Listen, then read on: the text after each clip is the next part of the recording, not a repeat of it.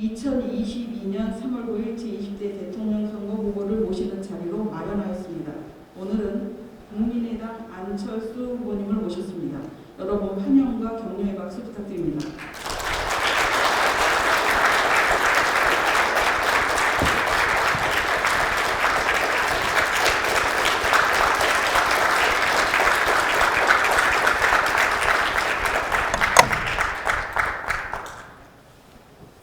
먼저 주최 측에서 마스크 벗고 하라고 하셔서 마스크 벗고 하겠습니다.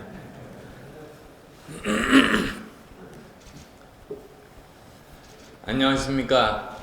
국민의당 대통령 후보 안철수입니다. 전통과 역사에 빛나는 세월문화재단에 존경하는 지용택 이사장님, 그리고 인천 최고의 지성인 분들께 아침 인사드립니다.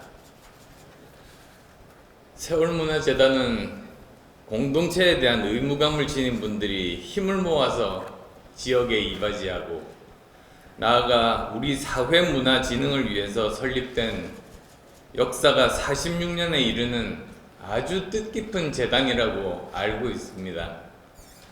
그런 세월재단에서 제 생각을 말씀드릴 수 있게 된 것을 정말 영광으로 생각합니다. 세월문화재단의 모토를 찾아봤습니다. 밝은 곳에서 밑거름으로 어두운 곳을 밝히고 품위 있는 사회와 생활을 창조하는 것이라고 그렇게 나와 있었습니다. 정말 그렇게 가야 된다고 저도 생각합니다.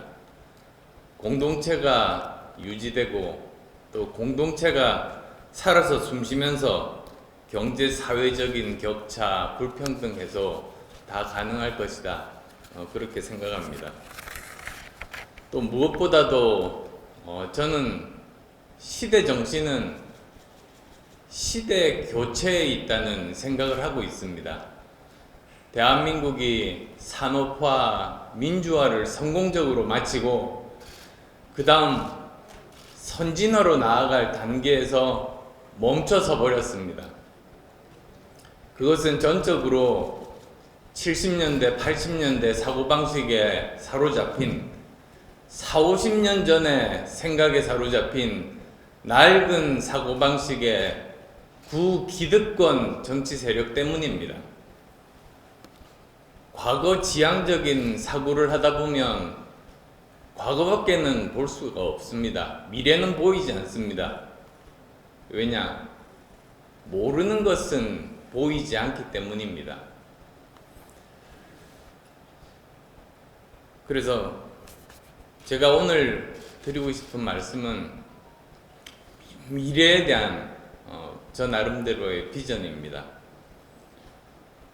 저는 우리나라 가장 큰 폐해, 우리나라의 발전을 막고 있는 것이 기득권 양당이라고 생각합니다. 기득권 양당이 결국은 기득권 양당의 기준이 맞고 틀리고가 아니지 않습니까? 자기 편이냐 아니냐입니다. 자기 편은 틀려도 보호하고 다른 편이면 세종대왕이나 이순신이라도 나쁜 놈으로 취급하는 그런 판단 기준이 나라를 발전시킬 수가 있겠습니까? 그게 바로 저는 진영정치의 폐해, 이념정치의 폐해라고 생각합니다. 그래서 우리가 아까 말씀드린 우리의 시대정신, 시대교체를 이루려고 한다면 이제야말로 진영과 이념의 정치에서 벗어나서 과학과 실용의 정치로 나아가야 한다. 그 말씀이 오늘 드릴 말씀의 전체적인 요지입니다. 우선 전 세계의 3대 메가 트렌드부터 말씀드리는 게 순서겠습니다. 지금 세계가 요동치고 있습니다. 세 가지 거대한 힘이 작용해서 전 세계의 권력 구도를 바꾸고 있는 겁니다. 그것은 첫째로 코로나19 사태, 두 번째 성큼 다가온 4차 산업혁명, 그리고 또 세 번째 무엇이겠습니까? 바로 미국과 중국의 신냉전입니다. 하나씩 설명드려 보겠습니다. 우선 코로나19 사태, 아마도 다음 대통령의 첫 임무가 코로나19를 빨리 종식시키는 데 있을 겁니다. 근데 문제는 그걸로 그치는 게 아니라 다음 대통령 임기 중에 또 다른 코로나19와 같은 감염병이 다시 찾아옵니다. 제가 왜 그렇게 말씀드리느냐, 과거를 생각해 보시면 됩니다. 노무현 대통령 때 사스가 왔습니다. 바로 그 다음 대통령인 이명박 대통령 때 신종플루가 왔습니다.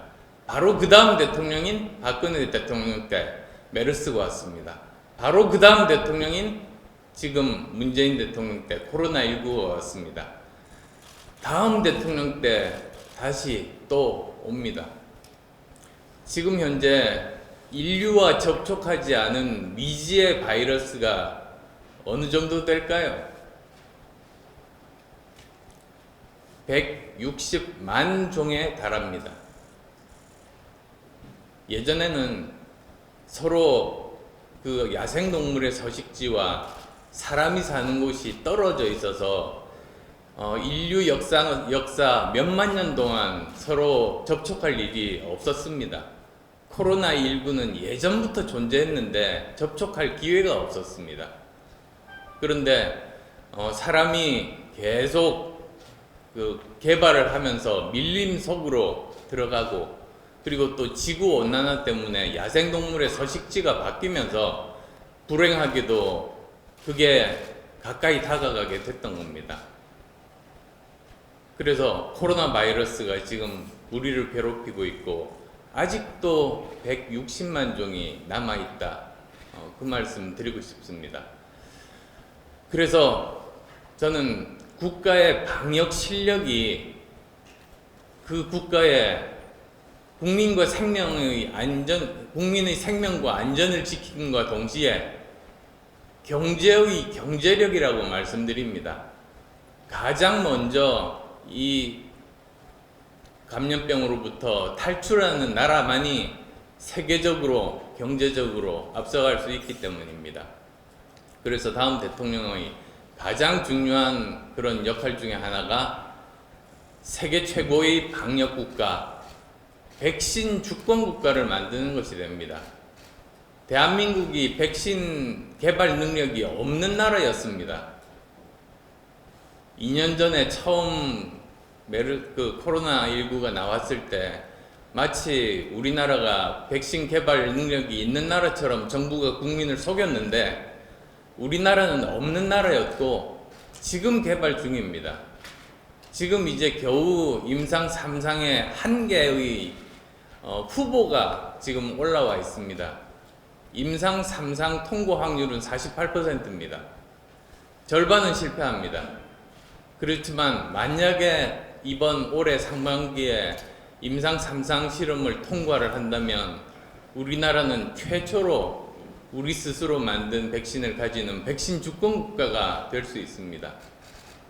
그게 우리나라 다음 정부의 첫 번째 과제죠. 그 다음 이제 두 번째, 성큼 다가온 4차 산업혁명입니다. 4차 산업혁명 하면 많은 분들이 생각하십니다. 일자리들을 많이 줄이는 것이 아닌가, 이걸 도대체 어떻게 대처해야 되는 것인가, 이렇게 많이들 걱정하시지 않습니까? 이건 전적으로 정부의 준비에 따른 거라고 말씀드리고 싶습니다. 왜냐? 1차 산업혁명, 그것은 증기기관에 의한 것이었습니다. 2차 산업혁명, 전기에 의한 것이었습니다. 3차 산업혁명, IT 기술, 컴퓨터에 의한 혁명입니다. 그러면 4차 산업혁명은 뭘 말하는 것인가? 이것은 여러 가지의 기술, 인공지능, 모바일, 클라우드, 바이오, 항공 우주 산업에 이르기까지 수많은 기술이 동시에 발전하면서 이들이 융합하는 것이 바로 4차 산업혁명의 특징입니다. 그래서 저는 4차 산업혁명의 정의를 학자마다 다릅니다만 융합혁명이라고 부릅니다.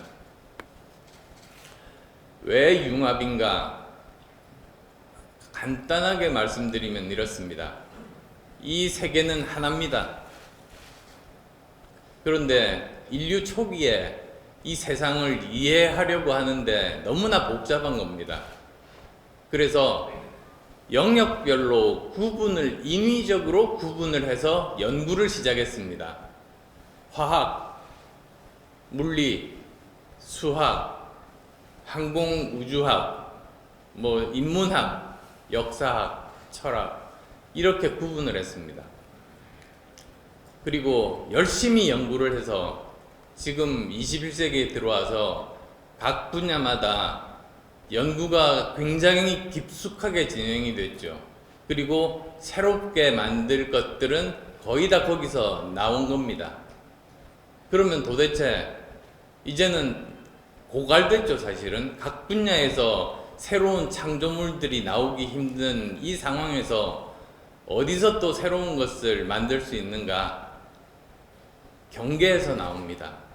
사람이 인위적으로 이렇게 나눠 놓은 화학과 물리 사이의 경계에서 새로운 것이 나옵니다. 예를 들어 드리겠습니다. 백신 다들 맞으셨죠? 파이저 백신, 모더나 백신이 바로 융합혁명의 산물입니다. 간단하게 설명드리면 이렇습니다. mRNA 백신이라고도 하지 않습니까? 그런데 mRNA는 옛날부터 존재했습니다. 실험실에서 쉽게 만들 수 있었습니다. 그런데 문제는 뭐냐? 이것 자체가 너무나 약해서 만들면 부서지고 만들면 부서지니까 쓸 수가 없었던 거죠. 그래서 그냥 이렇게 버려뒀습니다. 그런데 어느 날 반도체 기술자들, 나노 테크놀로지 기술자라고 합니다. 그 사람들이 이것을 보게 됐습니다. 근데 이 나노 테크놀로지 하는 사람들은 자체적으로 쓰려고 그 지방질로 초미세 입자를 만들어서 쓰고 있었습니다. 그걸 리피드 나노 파티클 LNP라고 합니다만, 그 사람들이 생각한 거죠. 저기 이 mRNA가 있는데 자기들이 쓰는 그 지질 초미세 입자를 여기다가 둘러 씌우면 그러면 부서지지 않고 쓸 수 있는 것이 아니겠는가 라고 생각했습니다. 그래서 만들어진 게 파이저 백신, 모더나 백신입니다. 그래서 지구의 수많은 사람을 살렸습니다. 바이오 테크놀로지와 전혀 떨어져 있는 나노 테크놀로지의 융합이 바로 이 백신을 만든 겁니다. 지금 이런 시대에 우리가 살고 있다, 그런 말씀 드리고 싶습니다. 근데 더 놀라운 거는 그 다음에 벌어집니다. 미국 정부가 이 개발 초기에 이거를 가능성을 알게 됐습니다. 그래서 그 즉시 미국 정부가 했던 일은 무엇인가? 개발 과정 중에 걸림돌이 될 만한 규제나 법률이 있는지를 샅샅이 조사해서 미리 싹 다 전부 없애버렸습니다. 대한민국은 규제 하나 없애는데 가장 빠르면 4년입니다. 그런데 미국 정부는 금방 다 없앴습니다. 그리고 나서 실패해도 좋으니까 연구비를 5 빌리언 달러니까 거의 한 6조 조금 안 되겠네요. 그 정도의 거대한 돈을 실패해도 좋다고 지원을 했죠. 그래서 나왔습니다. 이 이야기 하나에 앞으로 세계가 어떻게 발전할 것인가의 교훈이 전부 담겨 있습니다. 첫 번째, 전혀 다른 분야끼리 서로 벽을 쌓지 말고 서로 자유롭게 융합 연구가 가능한 그런 환경을 가진 나라. 두 번째, 실패를 하더라도 과정에서 도덕적으로 문제가 없고 성실한 사람은 다시 한번 도전할 수 있는 기회를 주는 나라. 그리고 세 번째로는 정치인이 또 정부가 과학기술의 흐름에 대해서 최소한 흐름에 대한 이해를 하고 그리고 전문가들과 기본적으로 대화하고 질문은 할 수 있을 정도의 소양과 상식을 가진 그런 나라.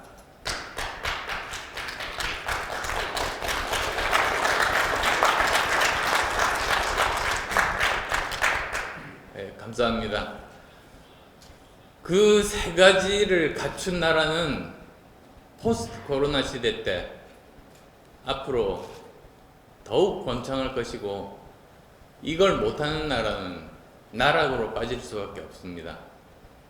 지금 대한민국은 후자입니다. 그러면 어떻게 해야 되는가?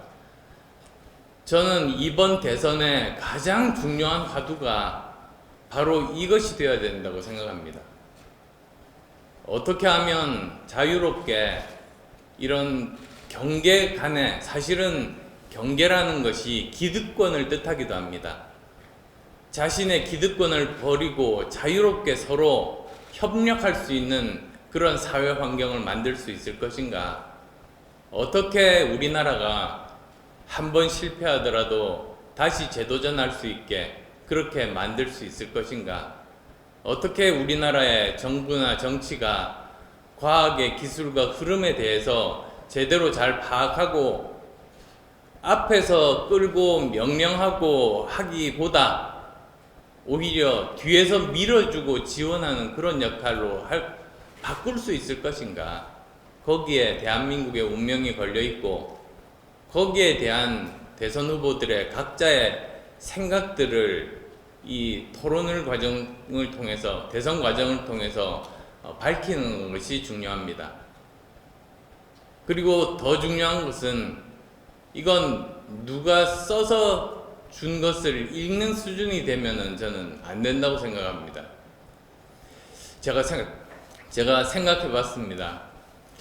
왜 대통령 공약 내지는 심지어는 대통령 취임 선서를 한 그 문장조차도 그 대통령이 못 지킬까?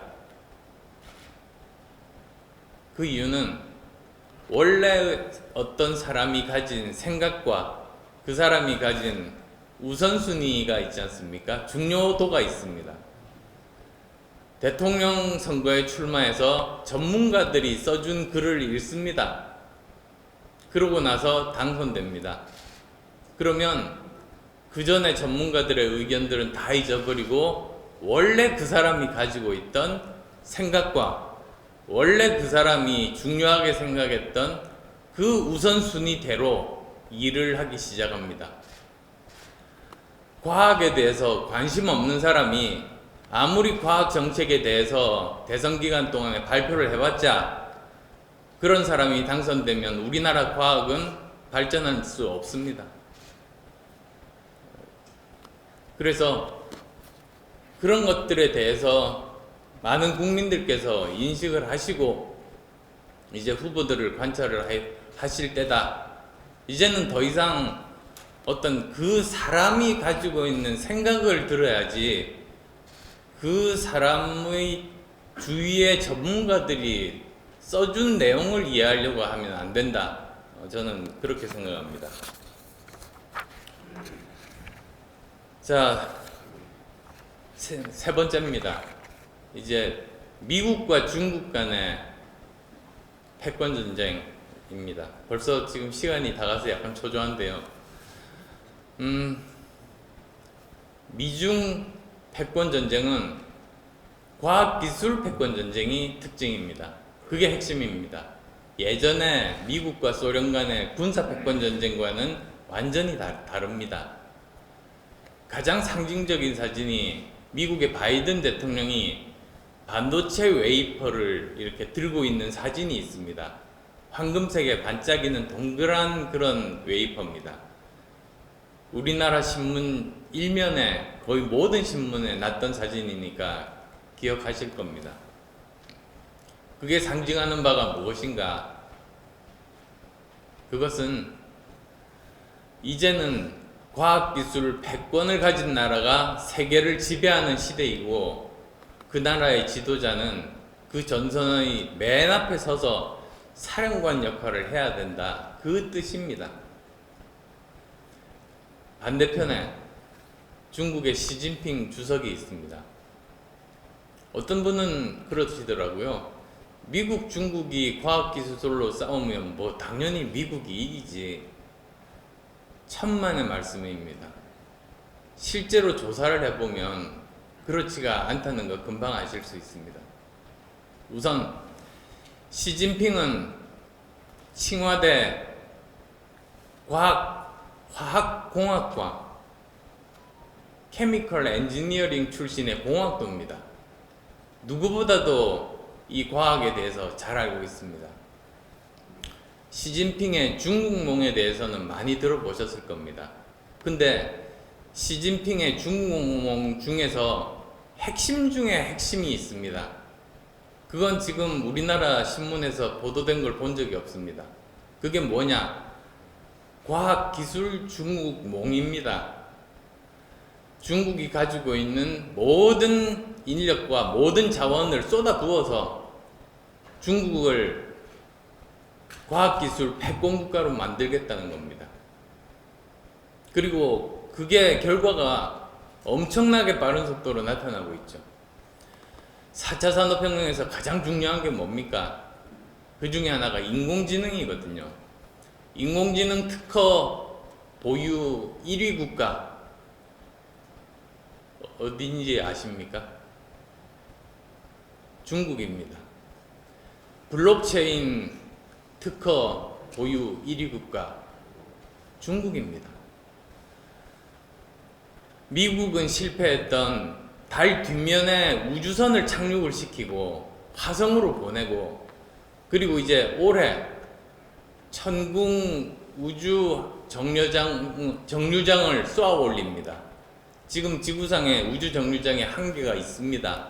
근데 그게 미국 혼자서 만든 것이 아니라 16개국이 공동으로 만들었고, 노후화돼서 아마도 올해나 내년 정도에 폐기 검토를 지금 하고 있는 중인데, 그걸 중국이 어느 나라의 도움도 받지 않고 혼자서 만들어서 올해 쏘아 올리는 겁니다.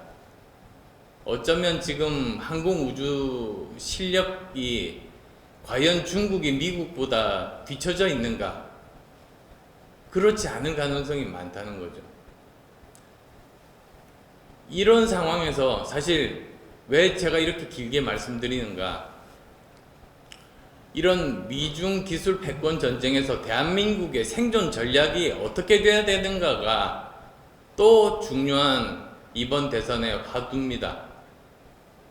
우리나라는 이런 상황에서 도대체 어떻게 하면 살아남을 수 있는가? 그래서 제가 고민해서 생각해서 이번에 발표했던, 작년 11월이죠. 작년 11월에 발표했던 것이 555 전략입니다. 그 이름은 이재명 후보가 뺏겼습니다. 그러니까 그거하고 혼동하시면 안 됩니다. 제가 진짜고요. 이재명 후보 55는 짝퉁 55 이렇게 부르시면 됩니다. 55는 무엇인가? 우리나라가 정말 세계 1위 기술을 계속 유지하고 있는 분야에서 한번 조사를 해봤습니다. 당연히 메모리 반도체죠. 메모리 반도체가 왜 그렇게 경쟁력을 가지고 있는지를 임원을 찾아서 물어봤습니다. 그랬더니 이분들이 그러시는 거예요. 1등과 2등의 격차가 작으면 언제든지 추격당할 수 있는데 1위와 2위의 격차가 너무나 벌어져서 도저히 따라올 수 없는 격차, 초격차를 유지하면 그게 계속 1위를 유지할 수 있는 비결이라는 겁니다. 그게 바로 제가 말씀드리는 초격차 과학기술입니다. 그러면 우리나라가 초격차 과학기술 5개를 확보하면 우리나라는 삼성전자급의 세계적인 대기업 5개를 보유할 수 있게 되고, 그러면 우리는 세계 경제 5대 강국, 미국, 영국, 프랑스, 독일, 일본과 어깨를 나란히 겨눌 수 있는 G5 국가에 들어갈 수 있게 된다는 거죠. 그게 555 전략입니다. 그럼 뭐 말은 좋지 않습니까? 어떤 분야에 어떻게 투자를 하고 어떻게 실행시킬 것인가, 사실 그게 굉장히 핵심입니다. 그래서 분야를 찾아봤습니다. 항공우주 분야는 가능성은 많은데 많이 뒤떨어져 있습니다. 제가 이거 뭐 세부적으로 이야기하기는 좀 그런데, 그게 한미 미사일 협정에 묶여 있어 가지고 우리가 기술 개발을 제약을 많이 받았습니다. 그러니까 따라가기 시간이 많이 걸릴 겁니다. 대신에 우리가 지금 압도적인 1위는 아니지만 1등 그룹에 속해 있는 기술들이 있습니다. 여기를 육성해서 초격차 과학기술로 만들자는 거죠. 그런 분야가 다행히도 많습니다. 디스플레이, 2차 전지, 원전, 수소 산업, 바이오 산업, 그리고 반도체 시장 중에서 메모리 반도체보다 시스템 반도체 시장이 훨씬 큽니다.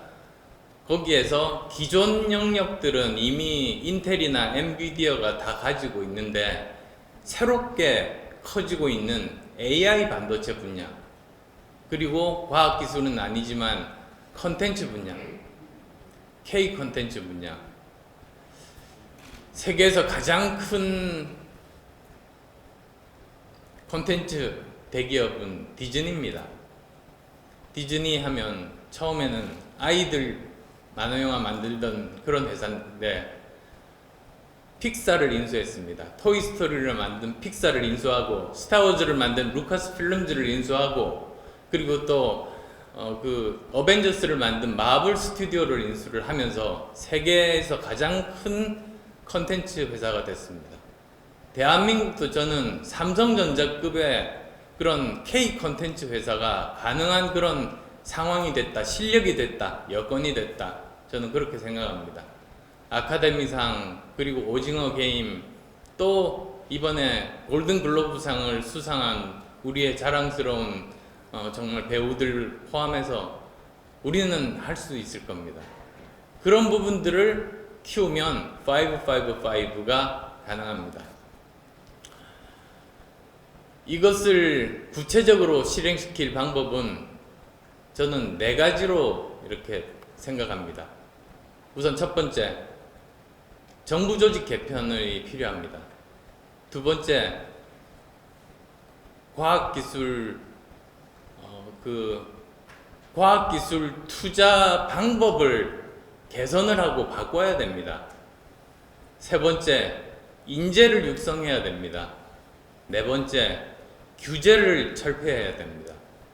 그 4가지가 핵심인데, 이제 하나씩 뭐 시간이 많지 않으니까 짧게 말씀드리겠습니다.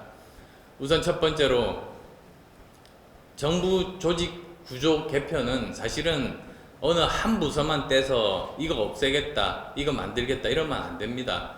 전체적으로 그 구상을 밝혀서 서로 균형이 있고 빠진 곳이 없는지를 국민께 설명드리는 게 도리거든요.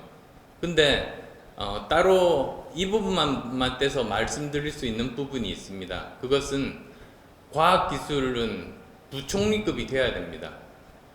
이 시대가 과학기술 패권전쟁 시대에 우리는 과학기술 부총리제가 도입이 되어야 됩니다. 그리고 또 청와대는 청와대대로 과학기술 수석 비서관이 있어야 됩니다. 그런 식으로 정부 조직이 개편이 되고, 그리고 지금까지는 정부가 미리 어떤 연구 과제를 선정을 해서 앞에서 끌고 갔다면 이제는 반대로 뒤에서 밀어줘야 되는 거죠. 두 번째, 우리나라 과학기술 투자가 그렇게 많은데 왜 노벨상 하나 못 받고 일본은 그렇게 매년 받는데 왜 우리는 산업화에 성공하는 사례가 없을까? 그 이유는 대한민국 정부가 지출하는 그 과학기술 투자 프로젝트의 성공률이 지나치게 높아서입니다. 성공률이 98%입니다. 그게 문제의 핵심입니다. 왜냐? 성공할 수 있는 프로젝트만 신청해서 한다는 겁니다. 그러니까 세계에서 최초로 뭘 발견할 수도 없고, 그게 이미 남들이 하고 있는 기술과 유사한데 무슨 산업화가 되겠습니까? 그러면 왜 과학자들이 그렇게 하겠는가? 사실 과학자들은, 저도 과학자 출신이긴 합니다만 탐구심이 강하거든요. 제가 왜 과학의 길을 걸었었는가? 모르는 건 교과서 보고 공부를 합니다. 근데 아무리 찾아도 교과서에 없는 부분이 나옵니다. 그러면 그것을 알아내려고 연구를 시작합니다. 그게 과학자거든요. 그래서 제가 이제 과학도의 길을 걷게 됐는데, 왜 이렇게 과학자들이 성공 가능한 프로젝트만 투자하느냐 하면 결과 위주의 감사 때문입니다. 결과가 성공하면 계속 연구비를 정부에서는 주고, 결과가 실패하면 연구비를 끊어버립니다. 그러면 성공할 수 있는 프로젝트만 하게 되는 거죠. 그러니까 이 방법을 바꾸자는 겁니다. 결과 위주의 감사가 아니라 과정 위주의 감사로 바꿔야 한다. 즉, 과정에서 아무런 도덕적인 결함이 없고 정말로 성실하게 열심히 일한 사람은 실패하더라도 책임을 묻지 말아야 됩니다. 그래야 0.1% 성공 가능성이 있는 프로젝트에 도전하고 999명은 실패해도 한 명은 세계 최초의 새로운 것을 발견할 수 있게 되는 거죠.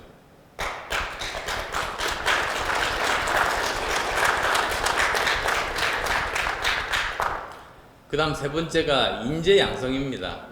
제가 조사를 해보니까 이제 공공연구소, 그 다음에 또 그 민간연구소 다 합해서 연구원이 50만 명입니다. 저는 이거 2배로 늘려야 된다고 봅니다. 과학기술 패권 시대에 시간이 별로 없습니다. 100만 명까지 50명을 더 지금 늘려야 되는 그런 상황입니다. 지금 그런 상황인데 제가 몇 시까지 하면 됩니까? 이건 어렵게 오셨으니까 후보님 말씀하시는 거 조금 더 정청해서 들어주세요. 제가 미국이나 독일의 여러 가지 국책 연구소를 많이 방문을 했습니다. 근데 그 중에 하나가 미국의 Pacific Northwest National Lab이라고 PNNL이라는 데가 있습니다. 그게 어디에 있냐면 미국의 워싱턴주는 아실 겁니다. 미국의 그 서쪽 끝에 태평양에 연해 있고 거기에 시애틀이 있는 바로 거긴데요. 거기에서 공항에서 내려서 자동차를 타고 이렇게 계속 동쪽으로 가면 엄청나게 높은 산맥이 나옵니다. 거기를 넘어서 워싱턴 주의 동쪽 끝으로 가면 리치랜드라는 그런 도시가 나오는데 거기에 있는 연구소가 바로 Pacific Northwest National Lab입니다. 거기 소장을 만나서 이야기를 들어봤더니 연구원이 8,000명이랍니다. 우리나라에서 연구원 가장 많은 곳이 2,700명이거든요. 그리고 나머지 연구소 1,000명 안 되는 데가 거의 대부분입니다. 그러면서 이분이 그러는 거예요. 연구소에 가장 최소 단위는 5,000명이 되어야 된다. 왜 그런가? 5,000명은 되어야 모든 분야의 전문가들이 전부 그 한 조직에 포진해 있고 그들 간에 자유로운 융합 연구가 가능하기 때문에 그 정도 규모는 되어야 된다. 이렇게 이야기를 하는 겁니다. 그러니까 그런 관점에서도 우리는 국책연구소도 그 규모를 늘려야 되고 민간연구소도 사실은 마찬가지이고 그리고 연구원들 이런 인력 인재 육성이 정말로 급하다는 점 말씀드리고 싶고요. 그 다음에 규제개혁 그건 다들 아실 겁니다. 우리나라 파저티브 개혁을 네거티브 개혁으로 바꾸자. 즉 뭐만 할 수 있다 이런 파저티브 규제가 아니라 빼놓고는 뭐든지 다 할 수 있다. 금지 항목만 열거하는 네거티브 규제 그걸로 바꿔야 됩니다. 제가 충격을 받은 게 하나 있는데요. 전 세계에서 1등부터 100등까지 스타트업 유니콘 기업이라고 하지 않습니까? 유니콘 기업이면 그 시가총액이 1 빌리언 달러 1조 원 이상의 기업이고요. 요즘은 데카콘도 나왔습니다. 10 빌리언 달러 10조 원 이상의 그런 기업들입니다. 그런 기업들 이제 100개를 놓고 조사를 해보니까 그 중에 40개 기업이 대한민국에서 사업을 못합니다. 규제 때문에. 이게 말이 됩니까? 이렇게 큰 시장을 만들 수 있는 가능성이 있는 분야를 정부가 맡고 있다는 게 말이 됩니까? 우리나라에 운명이 걸렸다. 그래서 다음 대통령은 말로만 계속 규제개혁하고 남한테 시키고 나중에 왜 안 됐느냐고 뭐라고 합니까? 언론 표현에 의하면 무슨 분노를 넘어서 경노했다. 예. 항상 나오는 표현, 경노했다. 이런 표현 이제 다시는 안 봤으면 좋겠습니다. 그게 대통령 책임이지. 그게 밑에 그 사람들 책임입니까? 제대로 챙기지를 않으니까 규제를 없애지를 않는 거죠. 그래서 이 정도로 제가 그냥 내용은 이 정도로 마쳐야 될 것 같고요. 마지막으로 말씀드리고 싶은 점이 정말 안철수 정부야말로 기회는 균등하고 과정은 공정하고 결과는 정의로운 그런 나라를 만들 겁니다. 저는 지금까지 거짓말을 하지 않았습니다. 정치 10년 하면서 어떤 추문에도 휩싸이지 않았습니다. 저희 가족 문제 없습니다.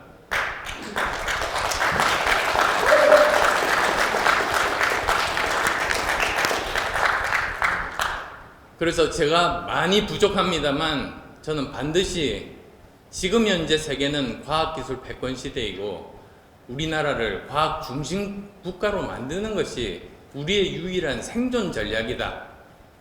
그런 말씀 드리고요. 여의도 정치를 바라보면 여의도 정치는 우물 안의 개구리가 아닙니다.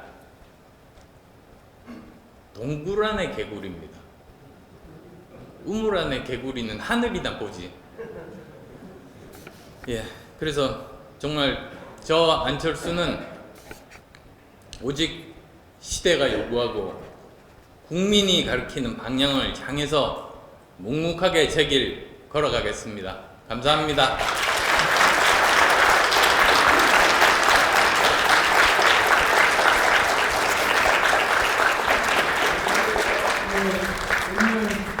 이런 시간인데 이렇게 이곳까지 오셔서 좋은 말씀해 주신 분들께 진심으로 감사를 드립니다. 저희가 아까 지용택 이사님 말씀하셨듯이 패널 세 분한테 질문을 받기로 했는데요. 먼저 교육부 안세균 교육부 하실까요? 예, 질문 주시겠습니다. 예, 교육부가 지금 백신 주권국가에 대해서 말씀을 하셨습니다. 인천 송도 산업이 있다는 말씀 감사드리고요. 코로나19 사태 이후 인천 송도 산업이 급증하고 있습니다. 후보님만의 구체적인 정책이 있는지 밝히시기 바라겠습니다. 그리고 이번 지방선거에서 국민의당 인천시장 등 인천광역단체장과 기초단체장 될 것인지 여기에 대해서도 밝히시기 바랍니다. 저는 백신 주권 국가가 되는 것이 우리나라가 다음 팬데믹 때 다른 나라보다 앞서갈 수 있는 길임과 동시에 이것이 우리나라를 경제 5대 강국으로 만들 수 있는 중요 산업이라고 생각합니다. 아까 555 전략 말씀을 드릴 때 제가 여러 가지 꼽은 중에 바로 바이오 산업이 있는 이유가 그래서입니다. 그래서 저도 이 송도 바이오 혁신 클러스터 정말로 관심이 많습니다. 그리고 무엇보다도 지금 현재 우리나라에서 새로운 백신이 임상 3상에 들어가 있지 않습니까? 근데 제가 기대를 하는 게 왜 그러냐면 방식이 다릅니다. 지금까지의 백신 만드는 방식이 두 가지였거든요. 한 가지는 살아있는 바이러스를 약화시키거나 죽여서 주사합니다. 그래서 항체를 만들어내는 방식이었습니다. 근데 파이저 모더나 백신은 mRNA 방식입니다. 그건 뭐냐면요.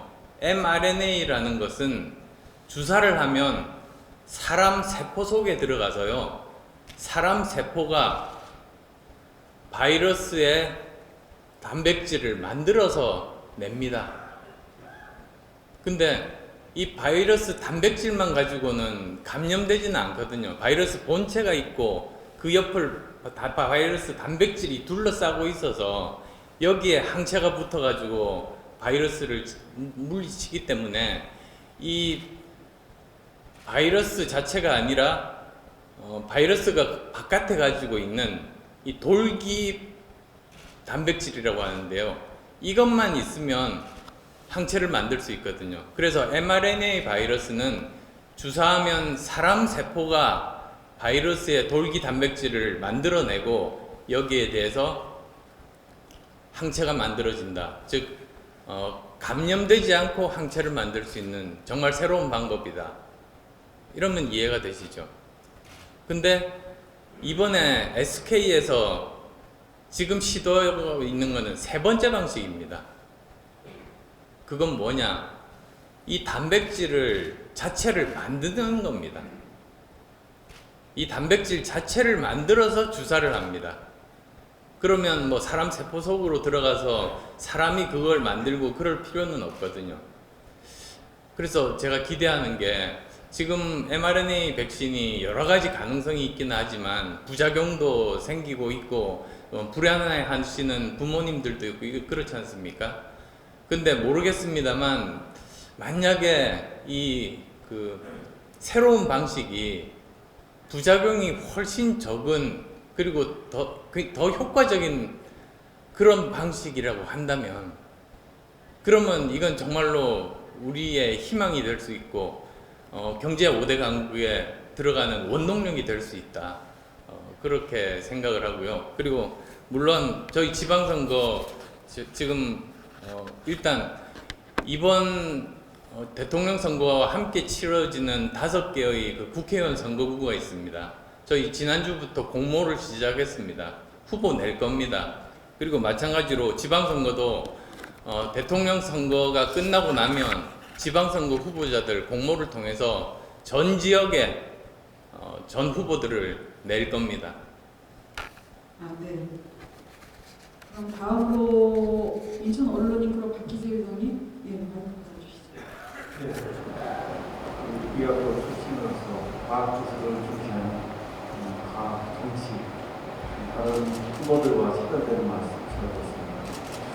저는 그 시각을 달리해서 인천 부천 지역 시민들의 일상의 삶에서 중요하게 여기는 교통입니다.